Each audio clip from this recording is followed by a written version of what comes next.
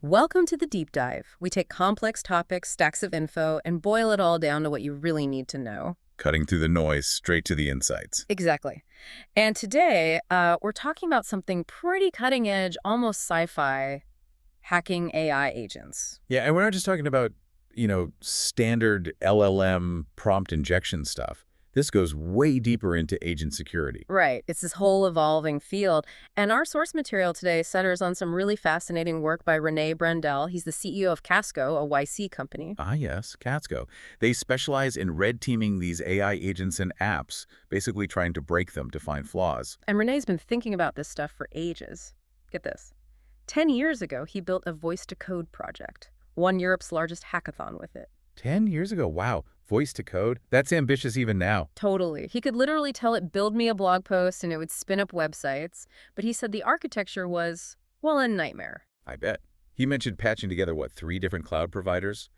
IBM Watson, Microsoft Lewis. APIs were probably super slow back then, too. Exactly, which really highlights how things have changed, right?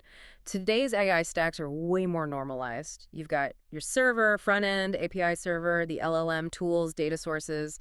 It's more standardized. For sure. That normalization is great for building things faster. You can actually stand something up. Yeah. But it also creates a clearer target for security folks and, well, attackers. A predictable pattern almost. Yeah, the attack surface becomes more defined. You kind of know what components to expect. So why did Casco do this big hack all the agents project? Was it pure research?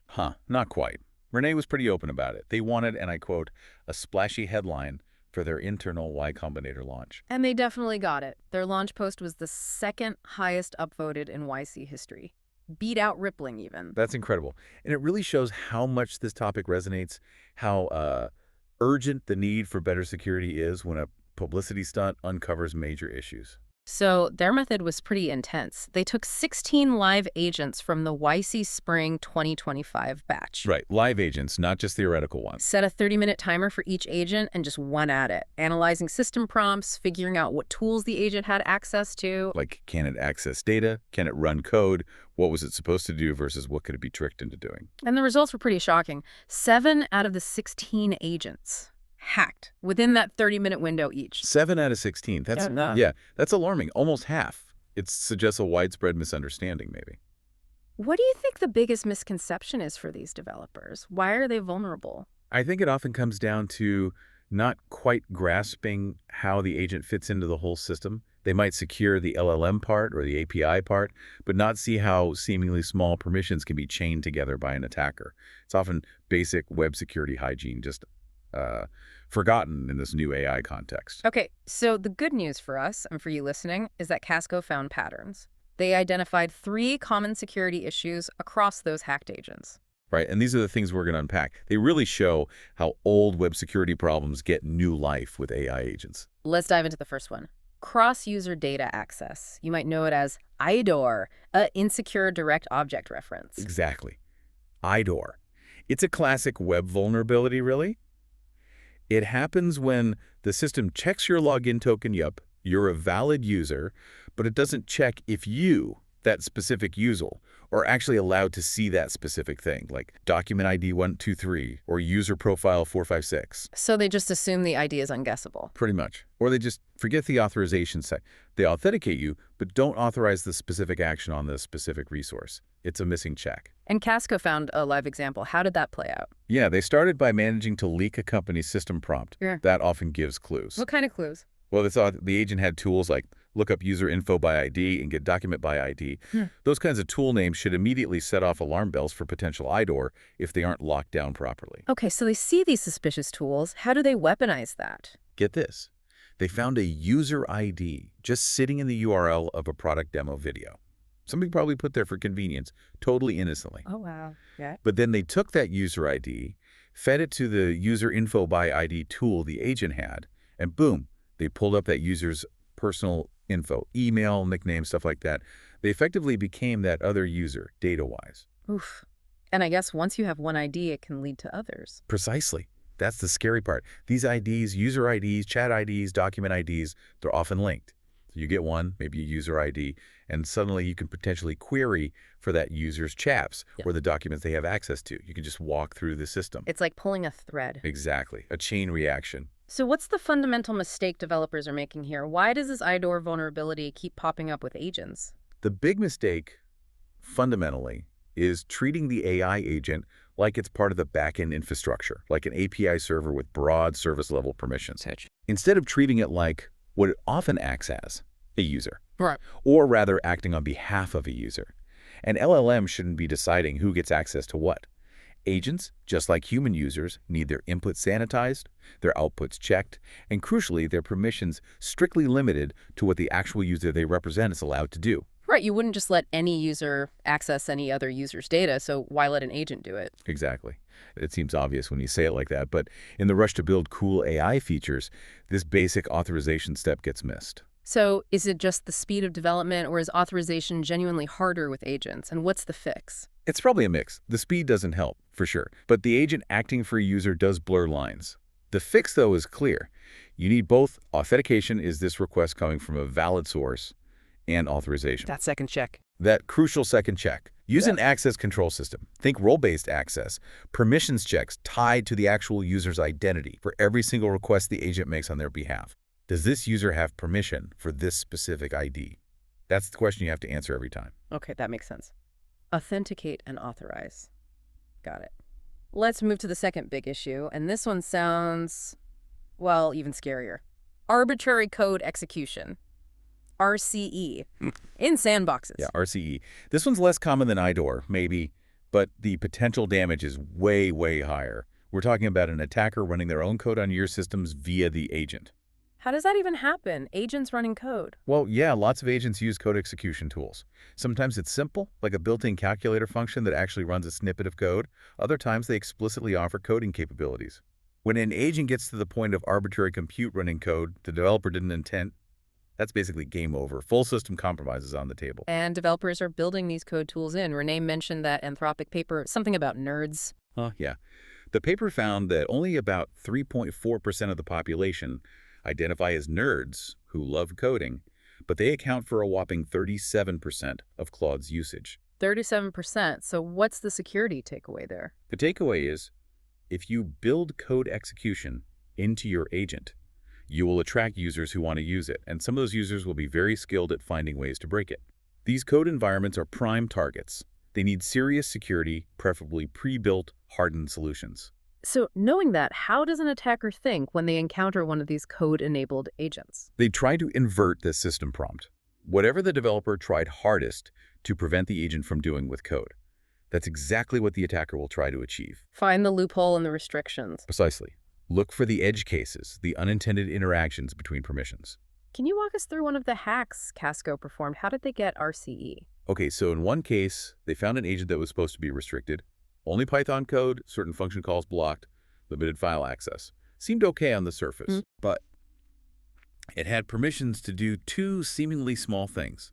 Write a Python file and read some files. Write a file, read a file. Doesn't sound that bad initially. How is that dangerous? Well, with just those, they first used the read files permission to essentially map out the file system. They built a little tree view, found the main app.py file often the core of the web application. Ah, okay. Reconnaissance. Exactly. Then they discovered there were also hidden API endpoints for write file and execute file. Now, these were protected inside of VPC, so an external attacker couldn't call them directly. But the agent could call them. Yes. The agent running on the inside could call those endpoints. So they used the agent's write file permission to overwrite the app.py they'd found.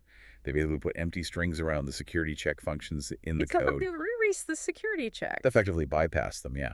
And once they did that, they could use the execute file endpoint to run arbitrary code. The joke was they could Bitcoin mine all day now. Yeah. Because they had full control. Bitcoin mining all day. Wow. But obviously the real damage is much worse than crypto mining. Oh, absolutely. RCE is the foothold. From there, it's lateral movement. They can start exploring your internal network, finding other services, discovering metadata, maybe finding cloud credentials or service tokens. And eventually get to customer data. That's the nightmare scenario. They could potentially query your production databases, like BigQuery, and exfiltrate huge amounts of sensitive customer data. It's a catastrophic breach originating from that seemingly small code execution flaw.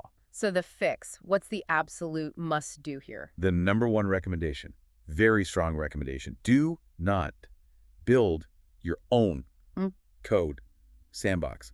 Seriously, it is incredibly hard to get right. Way harder than it looks. Way harder. Use off-the-shelf hardened solutions. Renee mentioned Eddie B is popular. There are YC companies building these now, offering sandboxes with observability, fast boot times, easy management. And critically, look for solutions using things like Firecracker, which provides much stronger VM-level isolation than standard containers. That's a key point you made earlier. Containers aren't really a secure isolation boundary for this stuff. Correct. Containers share the host kernel. For stopping determined attackers trying to execute code, that's generally not enough. You need stronger isolation. Okay, crystal clear. No DIY sandboxes. Use proper tools.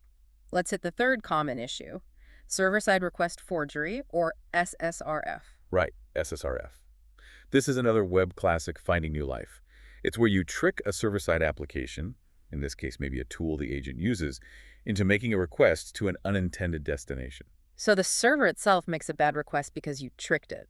Exactly. It could be a request to an internal system that shouldn't be accessible from the outside, or maybe to an external site controlled by the attacker, causing the server to leak information when it makes the request. And Casco had a really stark example of this, right? Yeah, this one was quite something. They found an agent whose system prompt said it could create databases. Yes. Okay, seems like a feature. But the devil's in the details. Always. The critical detail was how it created them. It pulled database schemas from a private GitHub repository. Private repo, so it must have credentials. Exactly. Yeah. It implies the system is using Git credentials somewhere to fetch that schema from the private repo. Now, the GitHub URL it used was just provided as a string input to the tool. Ah, I see where this is going. The attacker controls the string. Bingo.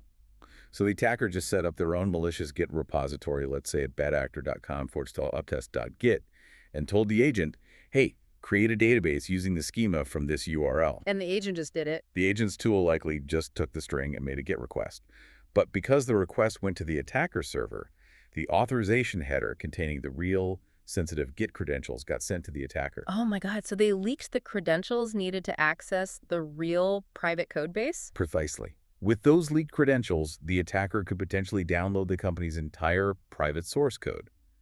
Total IP theft stemmed from the agent trusting a user-provided string for a URL. That is terrifying, and it feels like we're circling back to a core principle again here. We absolutely are.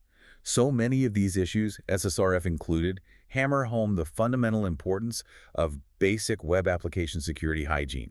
Sanitize your inputs. Validate everything.